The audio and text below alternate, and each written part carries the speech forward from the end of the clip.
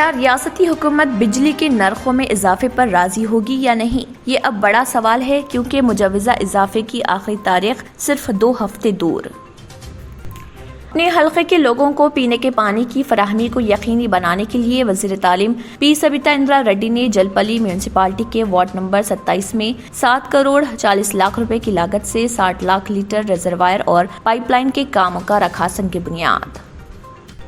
عثمانیہ university 24 اور 26 مارچ کے درمیان یونیورسٹی اوپن ہاؤس عثمانیہ تکش 2022 کا کر رہی انعقاد۔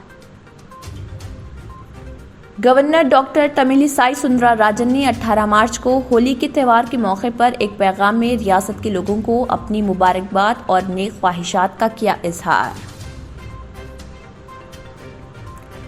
تلنگانہ کے چیف سیکرٹری سومیش کمار نے عہدیداروں کو دی ہدایت کہ وہ ریاست میں جلد از جلد ملازمتوں کی اطلاع جاری کریں۔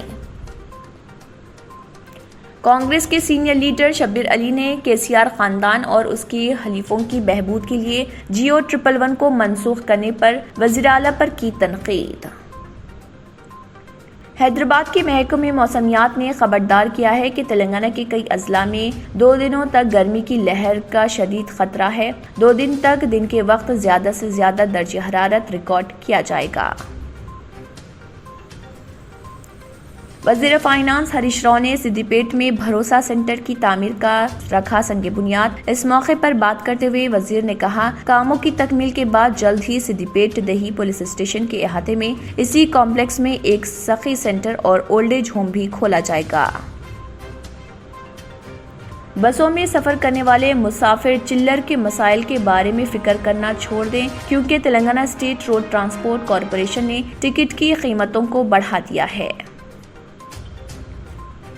سائبر فراڈ کے ایک اور معاملے میں جوبلی ہلز کی ایک خاتون کو سائبر فراڈ کرنے والوں نے 91 لاکھ روپے کا دیا دھوکہ۔ غریبوں کے لیے پکے مکانات کی تعمیر پر آندھرا پردیش اسمبلی میں مختصر بحث کے دوران وزیر اعلیٰ وائیس جگن موہن ریڈی نے کہا، فلاحی پروگرام چلائے جا رہے ہیں تاکہ ہر MLA کو فخر ہو، اور انہوں نے رائے دی کہ فلاحی اسکیمیں تمام طبقات کو بلا امتیاز فراہم کی جا رہی۔ اگر آپ نے ہمارے چینل کو ابھی تک سبسکرائب نہیں کیا ہے تو یہاں پر ریڈ کلر کا سبسکرائب بٹن دکھ رہا ہے، اسے کلک کریں اور ہمارے چینل کو سبسکرائب کیجیے، اور ساتھ ہی ساتھ بیل آئیکن کو بھی کلک کیجیے جس سے آپ کو تازہ اپڈیٹ ملتی رہے۔